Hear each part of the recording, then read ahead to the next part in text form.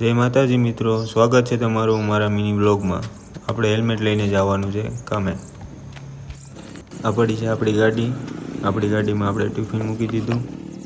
મનીષભાઈની વાટ જોવી છે પણ આવ્યા નથી। એ આવે ત્યાં સુધીમાં આપણે આપણી ગાડીને ગરમ કરવી એન્જિન, કેમ કે ઠરી ગયું હોય ને। ગાડી ચાલુ કરી ત્યાં આવી ગયા ભલ્લુભાઈ। ત્યાં તો વાહો આવી ગયો નહીં, પછી મારું લીવર બાબરા જવા માટે આવી ગયો આપણા ગામનો પંખો। ઉનાળો આવ્યો એટલે હવારમાં શરૂ કરી દીધો। આ છે આપણા ભાઈબંધની હોટલ। આ છે દરેડ અને બાબરાની વચ્ચે આવેલી વધાવી નદી, જે આપા મેરામનો પરસો પૂરેલો છે। આપણે આવી ગયા બાબરા, આવી ગયા અને આપણા કારખાને। પછી આપણે જમીને સૂઈ ગયા। જગ્યા તો બોટલમાં પીવાનું પાણી નહોતું, મોટા એક પાટું મારી અપસુનતામાં ખોલી નાખ્યું। આપણે મોઢું કોટું તો નીરા ખાવા માંડ્યા હતા। વલ્લભભાઈની હીરા પૂરા થઈ ગયા છે। વલ્લભભાઈ હીરા લઈ રહ્યા છે। મેનેજરે ભલુને કૌશિકભાઈ પાસે હીરો લેવા મોકલ્યો છે। હીરો લઈને પાછો દેવા જઈએ છે।